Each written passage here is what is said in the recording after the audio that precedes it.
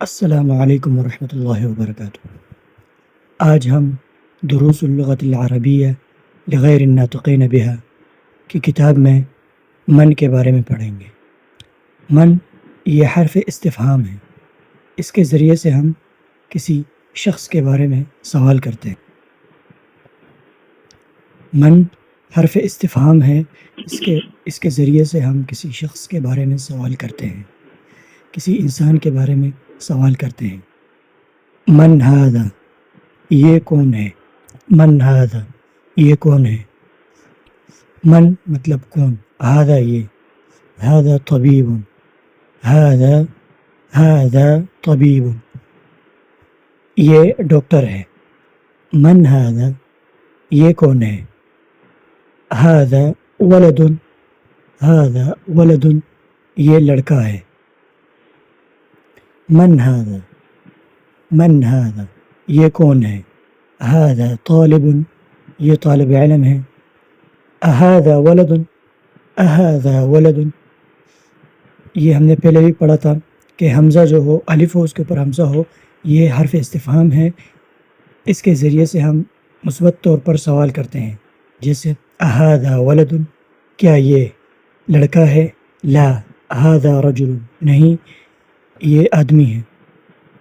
ما ھذا، ما ھذا، ھذا مسجد، یہ کیا ہے؟ یہ مسجد ہے۔ من ھذا، من ھذا، من کون، ھذا یہ، من ھذا، یہ کون ہے؟ ھذا تاجر، یہ تاجر ہے۔ ھذا کلب، یہ کتا ہے۔ اھذا کلب، اھذا کلب، کا مطلب کیا، مثبت طور پر ہم سوال کرتے ہیں اس کے ذریعے سے۔ اھذا کلب، کیا یہ کتا ہے؟ لا ھذا قط، نہیں بلکہ یہ بلی ہے۔ ھذا حمار، یہ گدھا ہے۔ اھذا حمار، اھذا حمار، کیا یہ گدھا ہے؟ لا ھذا حصان، لا نہیں، ھذا حصان، نہیں یہ گھوڑا ہے۔ حصان گھوڑا۔ وما ھذا، اور یہ کیا ہے؟ ھذا جمل، ھذا جمل، یہ اونٹ ہے۔ ما ھذا، یہ کیا ہے؟ ھذا دیک، یہ مرغا ہے۔ ھذا دیک، یہ مرغا ہے۔ من ھذا، یہ کیا؟ من ھذا، یہ کون ہے؟ من ھذا، یہ کون ہے؟ ھذا مدرس، یہ استاد ہے۔ اھذا قمیص، اھذا قمیص، کیا یہ قمیص ہے؟ لا ھذا مندیل، لا ھذا مندیل، نہیں یہ مندیل، لا ھذا مندیل، نہیں یہ رومال ہے۔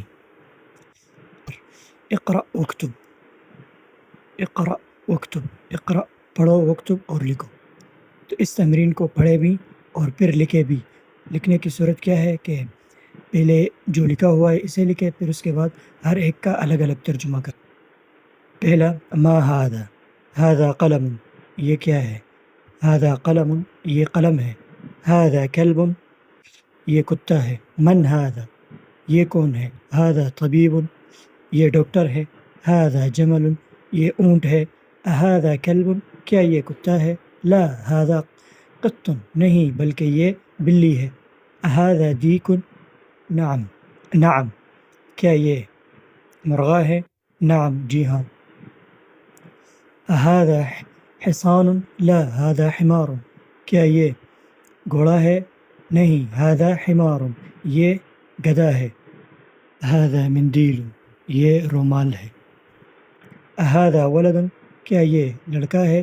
نعم ھذا ولد۔ من ھذا، یہ کون ہے؟ ھذا رجل، یہ آدمی ہے۔ تو یہ میں نے حوار بھی، یہ تمرین بھی حل کرا دیا ہے، تو اس کو اب خود ہی لکھیں، اور ایک طرف یہ عربی کے جملے لکھے جو لکھے ہوئے ہیں تمرین میں، اور دوسری طرف پھر لائن کھینچ کے دوسری طرف پھر اس کا ترجمہ کرو۔ السلام علیکم۔